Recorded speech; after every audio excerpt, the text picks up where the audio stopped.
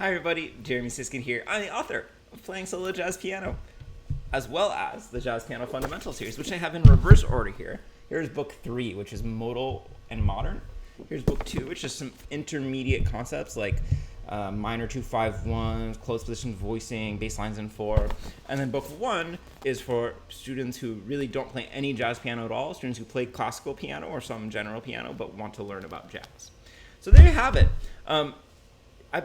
I've had some people ask about reharmonization lately, and I've got some exercises out on my channel and in some of my books, but I want to talk today about the very first thing that I think I would do if you wanted to start gaining a vocabulary of things you can do with reharmonization. Okay, and so this is really quite a simple concept in lots of ways. What I would do is I would add a dominant chord a half step above every single chord of the piece for practice.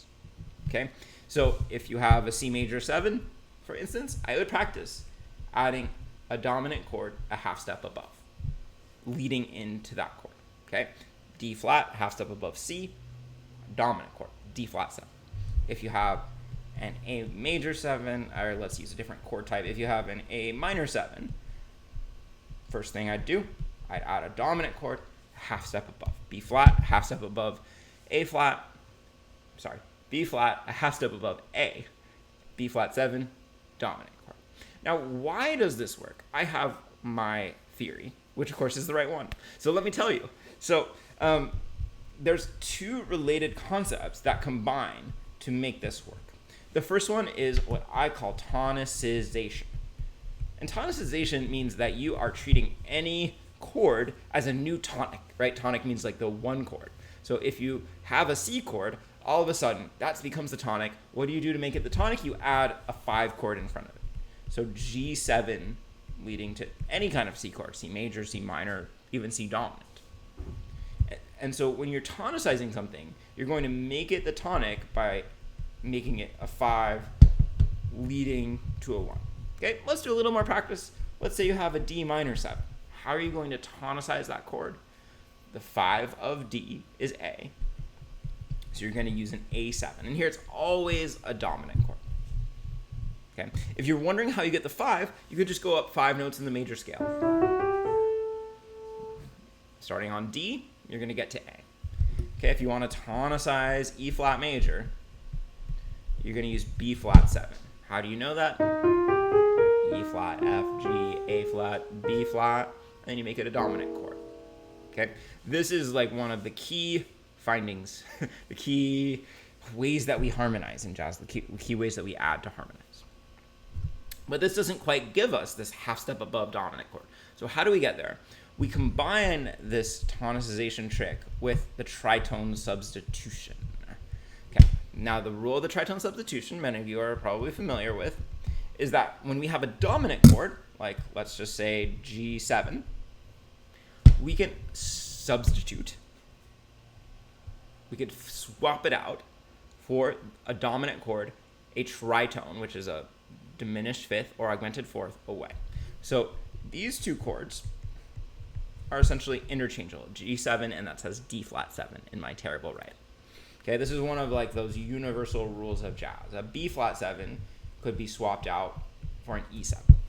This video is not about why that works. I'll link you to some videos I have about the tritone substitution. But what's cool is that when you put these things together, tonicization plus tritone sub, this is like real math whiz stuff. It's like the transitive property. You get this dominant chord a half step above, right? So let's look here where I just circled A7 to D minor. If we do the tritone sub for A7, we're going to end up with E flat 7.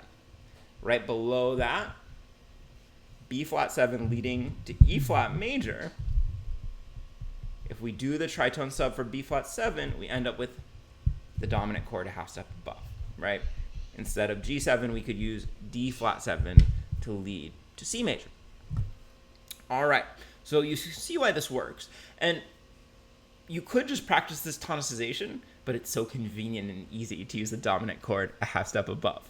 So let me show you how you're going to practice. So here's the tune, all of you. Let's make this nice and big. This is a classic Cole Porter tune. You might be familiar with the Miles Davis recording.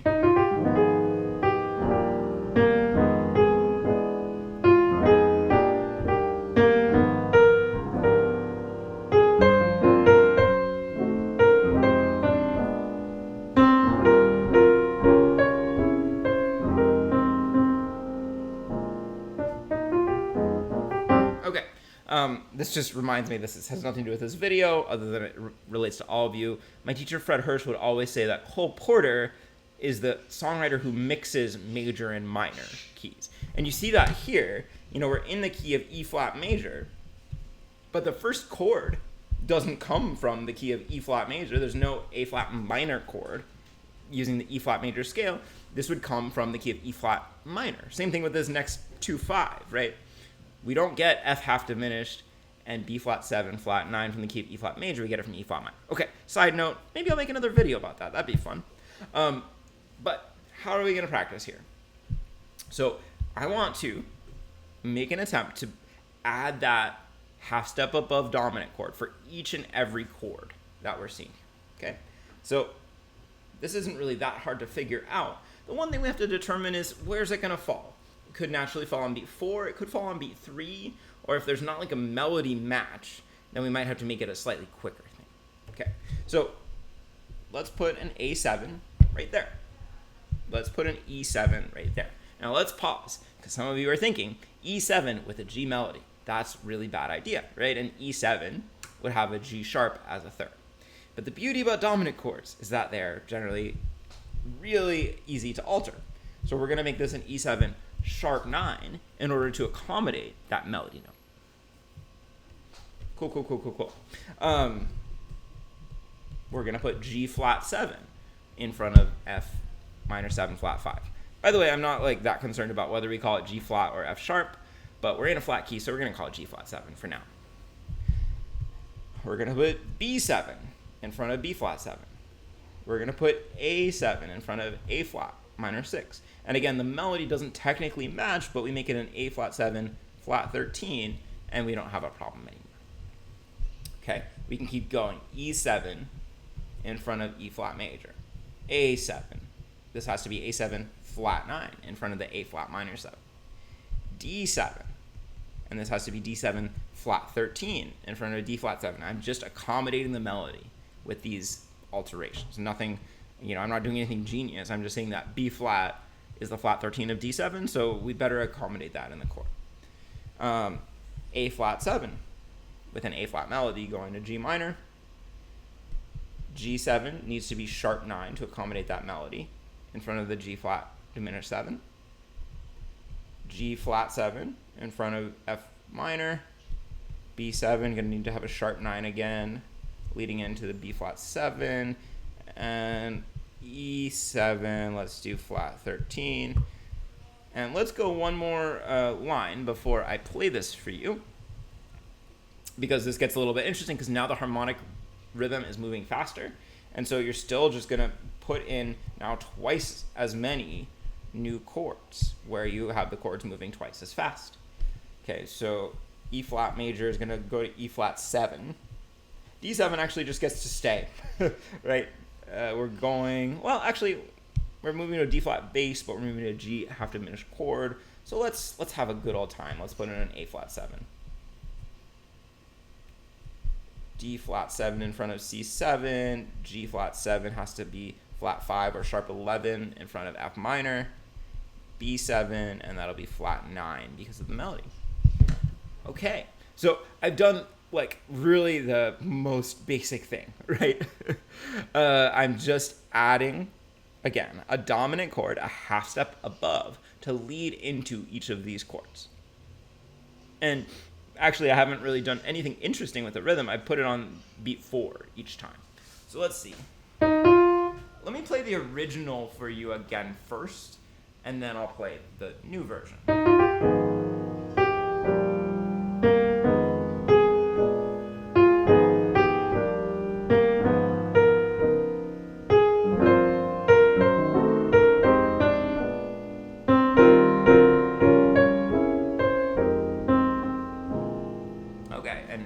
here it is with the added chords.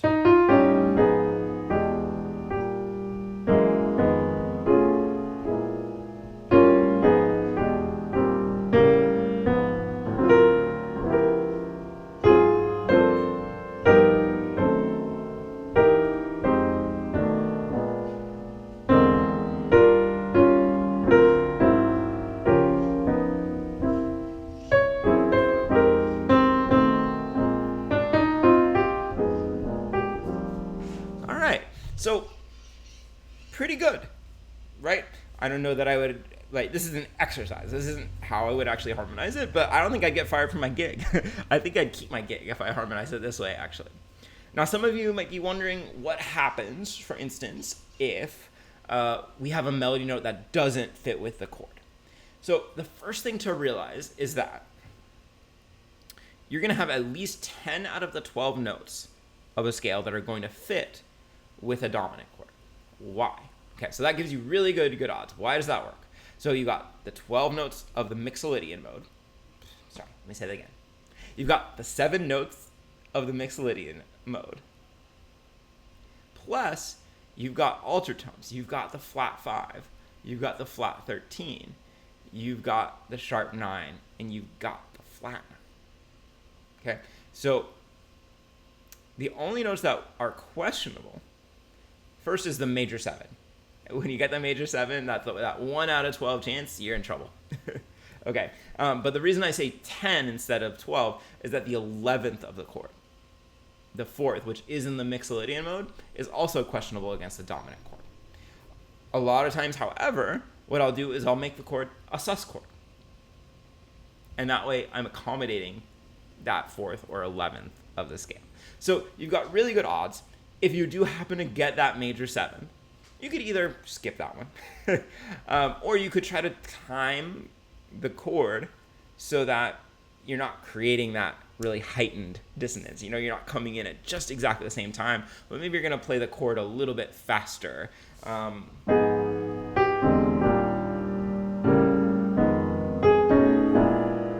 So that it feels more like a passing dissonance that then quickly resolves instead of, really just crunchy, awful dissonance. So I'm a big believer. This is a very simple trick, but it's a very effective one. This is a great place to start with reharmonization. This will get things under your hand immediately. And remember, there's only 12 keys, and we're doing dominant chords each time. So you're going to get used to this relatively quickly. If you do want a next step, one thing that you could do is you could add 2 half steps leading down into the chord. 2 dominant chords moving in half steps leading down into the chord. So for instance, F7, sharp 9, because of the A flat, to E7. G7 to G flat 7. So here's one of those times when we don't have, when we have the major 7th in the melody. So let's see if we can make that work or if it's just really not going to work. Here, there's not much to do with B flat already. So B flat 7, A7. Here's an F7, sharp 9. B flat 7, sounds good. E flat 7 has to be flat 13. And then here's an A7, will have to be flat 9. So let's see how this sounds now. I'm lowering down into each chord by 2 dominant chords moving by half step.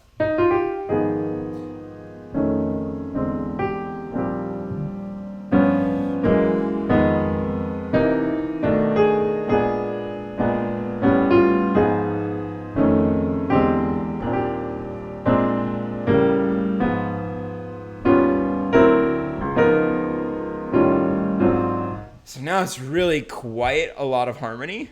But it's going to be really good for your fingers to get used to that. Let me see if I can play it in a slightly more musical way.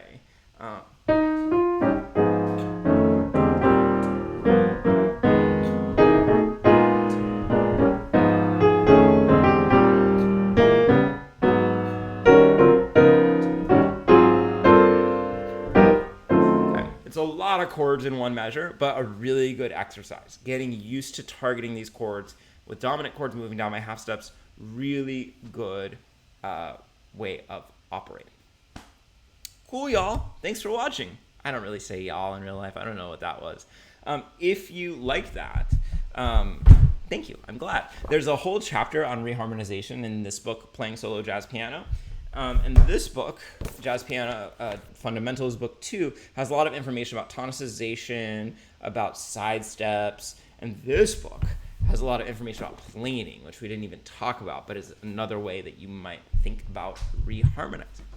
Thanks for watching. If you made it this far, say something about a mathematical property, like the transitive property. Include that in your comment somewhere. Have a good one, everybody.